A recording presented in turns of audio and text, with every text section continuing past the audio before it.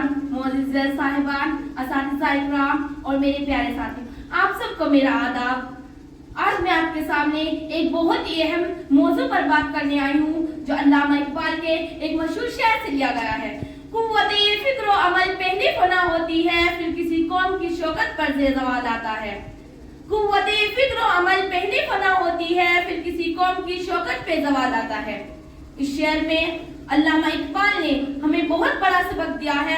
उन्होंने हमें बताया है कि किसी भी कौम की ताकत और अजमत खत्म होने की सबसे पहली वजह फिक्र और अमल का खत्म होना होता है। सबसे पहले फिक्र की बात करते हैं। फिक्र का मतलब सोचना, समझना और गौर व खोज करना है।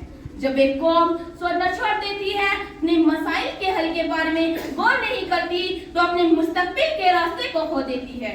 जैसे तुलबा, अगर हम अपनी तालीम और मसाइल पर गौर ना करें तो हम तरक्की कैसे करेंगे? हमें सोचना होगा, बेहतर सोचना होगा, तभी हम आगे बढ़ सकते हैं। दूसरी चीज अमल है। सिर्फ सोचना काफी नहीं होता, हमें अपनी सोच को अमल में भी लाना होता है। अगर हम मेहनत नहीं करेंगे, अपने ख्वाबों के लिए जद्दोजहद नहीं करेंगे, तो हमारे ख्वाब कभी हकीकत नहीं बनेंगे।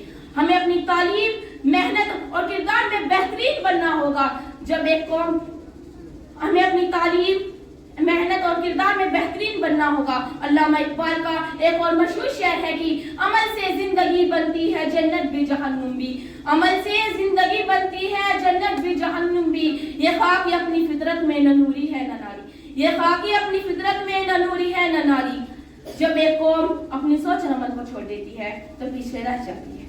अल्लामा इकबाल ने कहा है कि पहले फिक्र और अमल खत्म होते हैं, फिर कौम की अजमत खत्म होती है। आखिरी बात यह है कि हमें इस शेर को अपनी जिंदगी का हिस्सा बनाना है। हमें हमेशा गौर व फिक्र करना और मेहनत करना होगा ताकि हम और हमारी कौम कभी ज़वाल का शिकार ना हो। शुक्रिया।